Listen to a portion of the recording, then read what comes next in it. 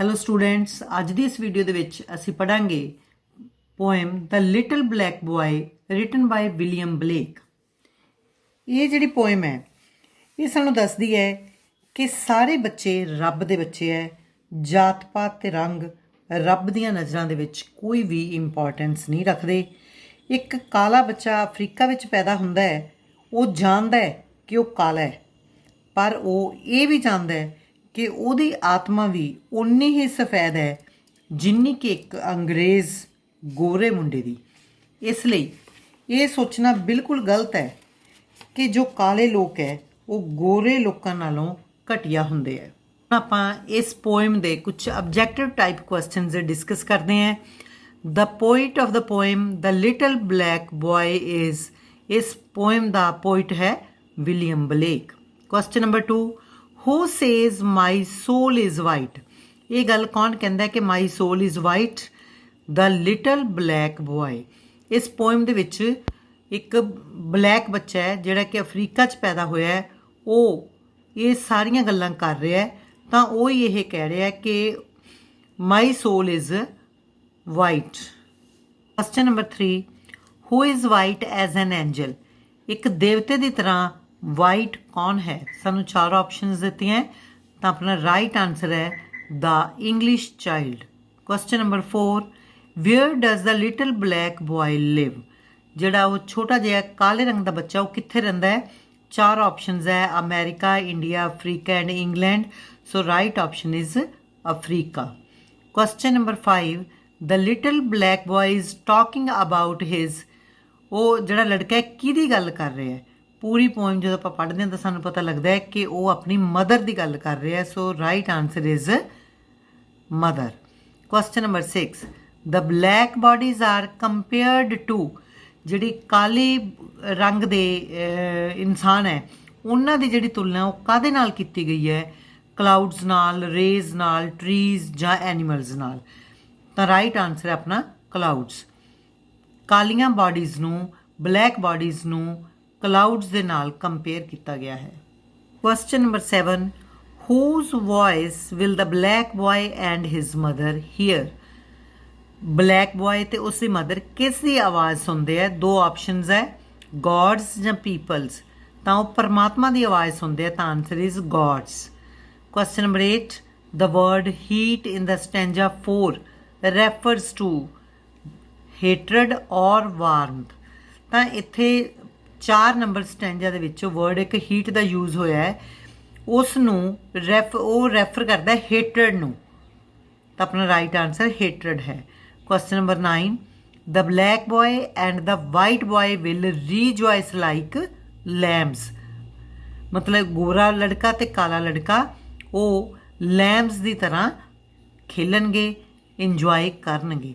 Question number 10, the colour of the English ਬॉयਜ਼ hair is silver। Short answer type questions. Question number 1, why does the black child think that the English child is an angel? ਕਾਲਾ ਬੱਚਾ ਗੋਰੇ ਬੱਚੇ ਨੂੰ ਦੇਵਤਾ ਸਮਾਨ ਕਿਉਂ ਸਮਝਦਾ ਹੈ? ਆਨਸਰ ਹੈ the English child is white as an angel. ਜਿਹੜਾ ਗੋਰਾ ਬੱਚਾ ਹੈ ਉਹ ਇੱਕ ਦੇਵਤੇ ਦੀ ਤਰ੍ਹਾਂ ਸਫੈਦ ਹੈ, ਮਤਲਬ ਉਸ ਦੀ ਜੋ ਸਕਿਨ ਹੈ ਉਹ ਗੋਰੀ ਹੈ। That's why the black child thinks that the English child is an angel। ਇਹੀ ਕਾਰਨ ਹੈ ਕਿ ਬਲੈਕ ਚਾਈਲਡ ਇੰਗਲਿਸ਼ ਬੱਚੇ ਨੂੰ ਇੱਕ ਦੇਵਤਾ ਸਮਝਦਾ ਹੈ। Question number 2, what does the rising sun give us? ਚੜ੍ਹਦਾ ਸੂਰਜ ਸਾਨੂੰ ਕੀ ਦਿੰਦਾ ਹੈ? ਤਾਂ ਆਨਸਰ ਹੈ the rising sun।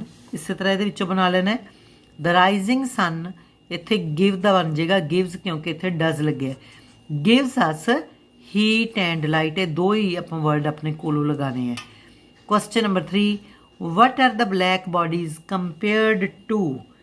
ਕਾਲੇ ਸਰੀਰਾਂ ਦੀ ਤੁਲਨਾ ਕਿਸ ਨਾਲ ਕੀਤੀ ਗਈ ਹੈ? ਆਪਾਂ ਇਹਦਾ ਆਨਸਰ ਬਣਾਉਣਾ ਹੈ ਤਾਂ ਕੁਐਸਚਨ ਦੇ ਵਿੱਚੋਂ ਹੀ ਆਪਾਂ ਲੈ ਲਾਂਗੇ ਦ ਬਲੈਕ ਬਾਡੀਜ਼, ਇੱਥੇ ਆਰ ਲੱਗਿਆ ਆਪਾਂ ਆਰ ਲਗਾ ਦਾਂਗੇ। The black bodies are compared to clouds or shady ਗਰੂਵਸ। ਕਲਾਊਡਸ ਹੋ ਕੇ ਬੱਦਲ ਜਾਂ ਦਰਖਤਾਂ ਦੇ ਝੁੰਡ ਦੀ ਜਿਹੜੀ ਛਾਂ ਆਉਂਦੀ ਹੈ ਉਹਦੇ ਨਾਲ ਕੀਤੀ ਗਈ ਹੈ। That hide the light of the sun, ਜਿਹੜੀ ਕਿ ਸੂਰਜ ਦੀ ਰੋਸ਼ਨੀ ਨੂੰ ਸਾਡੇ ਕੋਲ ਪਹੁੰਚਣ ਤੋਂ ਰੋਕਦੇ ਆ, ਉਹਨੂੰ ਛੁਪਾ ਲੈਂਦੇ ਆ। Question number 4, what happens when our souls learn to bear the heat, ਜਦੋਂ ਸਾਡੀ ਆਤਮਾ ਹੀਟ ਨੂੰ ਸਹਿਣ ਕਰਨਾ, ਬੀਅਰ ਹੁੰਦਾ ਸਹਿਣ ਕਰਨਾ ਸਿੱਖ ਲੈਂਦੀ ਹੈ ਤਾਂ ਕੀ ਹੁੰਦਾ ਹੈ? ਆਨਸਰ ਕੁਐਸਚਨ ਦੇ ਵਿੱਚੋਂ ਹੀ ਸਟਾਰਟ ਕਰਾਂਗੇ। When our souls learn to bear the heat of love, the clouds of our black bodies will vanish, ਜਦੋਂ ਸਾਡੀ ਆਤਮਾ ਹੀਟ ਨੂੰ ਸਹਿਣ ਕਰਨਾ ਸਿੱਖ ਲੈਂਦੀ ਹੈ ਤਾਂ ਕੀ ਹੁੰਦਾ ਹੈ ਕਿ ਸਾਡੀਆਂ ਜਿਹੜੀਆਂ ਬਲੈਕ ਬਾਡੀਜ਼ ਦੇ ਬੱਦਲ ਹੈਗੇ ਹੈ ਉਹ ਵੈਨਿਸ਼ ਹੋ ਜਾਣਗੇ, ਡਿਸਅਪੀਅਰ ਹੋ ਜਾਣਗੇ, ਖਤਮ ਹੋ ਜਾਣਗੇ। In other words we shall not be with our black bodies, ਦੂਸਰੇ ਸ਼ਬਦਾਂ ਦੇ ਵਿੱਚ ਸਾਨੂੰ ਉਸ ਵੇਲੇ ਸਾਡੀਆਂ ਜਿਹੜੀਆਂ ਬਲੈਕ ਬਾਡੀਜ਼ ਸਾਡੇ ਨਾਲ ਨਹੀਂ ਹੋਣਗੀਆਂ। ਇੱਥੇ ਪੋਇਟ ਦੇ ਕਹਿਣ ਦਾ ਮਤਲਬ ਇਹ ਹੈ ਕਿ ਸਾਨੂੰ ਉਸ ਵੇਲੇ ਕੋਈ ਅਹਿਸਾਸ ਨਹੀਂ ਹੋਏਗਾ ਕਿ ਅਸੀਂ ਗੋਰੇ ਹਾਂ ਜਾਂ ਅਸੀਂ ਕਾਲੇ ਹਾਂ।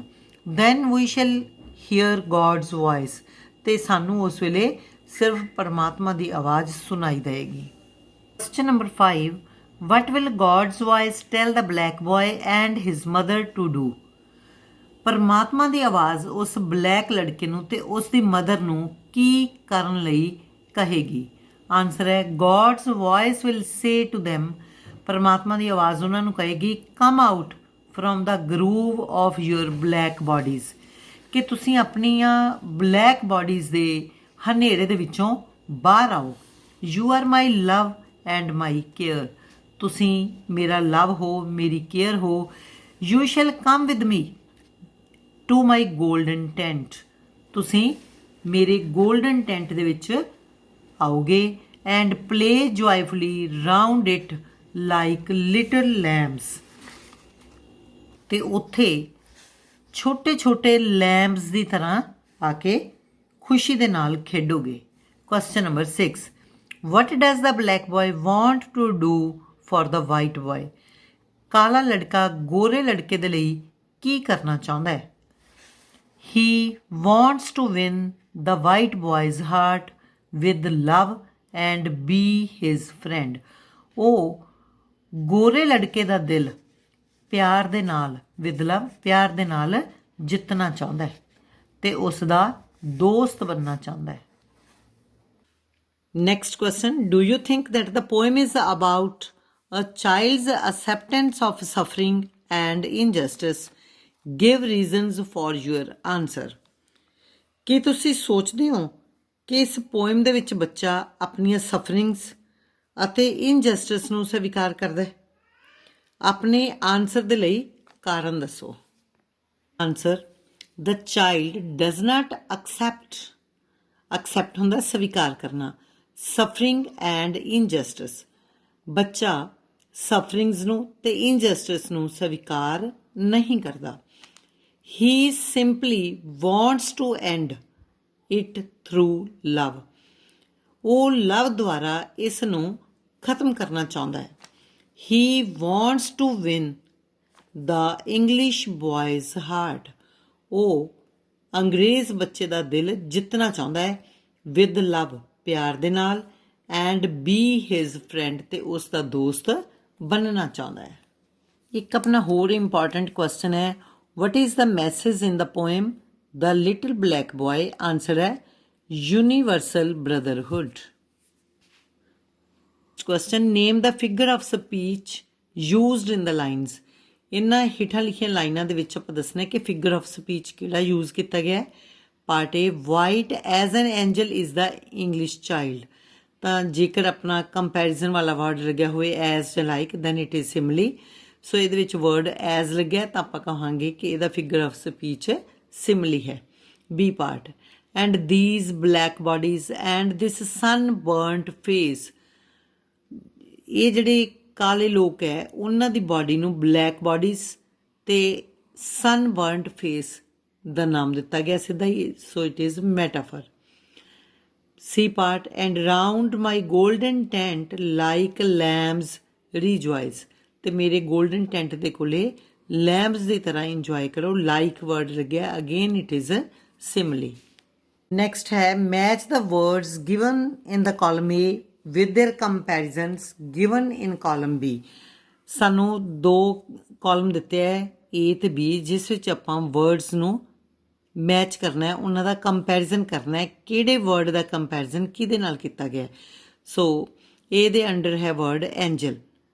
ਐਂਜਲ ਕਿਹਾ ਗਿਆ ਹੈ ਇੰਗਲਿਸ਼ ਚਾਈਲਡ ਨੂੰ, ਸੋ ਆਪਾਂ ਐਂਜਲ ਨੂੰ ਮੈਚ ਕਰ ਦਿਆਂਗੇ ਇੰਗਲਿਸ਼ ਚਾਈਲਡ ਨਾਲ। ਈਸਟ, ਈਸਟ ਵਰਡ ਪਰਮਾਤਮਾ ਦੇ ਘਰ ਦੇ ਨਾਲ ਯੂਜ਼ ਕੀਤਾ ਦੇ ਲਈ ਯੂਜ਼ ਕੀਤਾ ਗਿਆ, ਸੋ ਈਸਟ ਨੂੰ ਆਪਾਂ ਗॉड्स ਹੋਮ ਦੇ ਨਾਲ ਮੈਚ ਕਰਾਂਗੇ। ਨੈਕਸਟ ਹੈ ਸਨ ਬਰਨਡ ਫੇਸ। ਸਨ ਬਰਨਡ ਫੇਸ ਬਲੈਕ ਬਾਡੀਜ਼ ਨੂੰ ਕਿਹਾ ਗਿਆ। ਨੈਕਸਟ ਹੈ ਕਲਾਊਡ। ਕਲਾਊਡ ਨੂੰ ਸ਼ੇਡੀ ਗਰੂਵ, ਦਰਖਤਾਂ ਦੇ ਝੁੰਡ ਦੀ ਛਾਂ ਦੇ ਨਾਲ ਕੰਪੇਅਰ ਕੀਤਾ ਗਿਆ ਹੈ। ਲੈਂਬ, ਲੈਂਬ ਨੂੰ ਇਨੋਸੈਂਟ ਚਾਈਲਡ ਦੇ ਨਾਲ ਕੰਪੇਅਰ ਕੀਤਾ ਗਿਆ। +1 ਦੇ ਬੜੇ ਹੀ ਪਿਆਰੇ ਤੇ ਸਮਝਦਾਰ ਵਿਦਿਆਰਥੀਓ, ਮੈਨੂੰ ਪੂਰੀ ਉਮੀਦ ਹੈ ਕਿ ਤੁਹਾਨੂੰ ਇਹ ਸਾਰੇ ਕੁਐਸਚਨ ਅੱਛੀ ਤਰ੍ਹਾਂ ਸਮਝ ਆ ਗਏ ਹੋਣਗੇ। ਜੇਕਰ ਤੁਹਾਨੂੰ ਇਹ ਵੀਡੀਓ ਪਸੰਦ ਆਈ ਹੋਵੇ ਤਾਂ ਇਸ ਨੂੰ ਆਪਣੇ ਸਾਥੀਆਂ ਨਾਲ ਸ਼ੇਅਰ ਕਰੋ, ਲਾਈਕ ਕਰੋ, ਤਾਂ ਕਿ ਵੱਧ ਤੋਂ ਵੱਧ ਵਿਦਿਆਰਥੀ ਇਸ ਦਾ ਫਾਇਦਾ ਉਠਾ ਸਕਣ। Thank you. Have a nice day.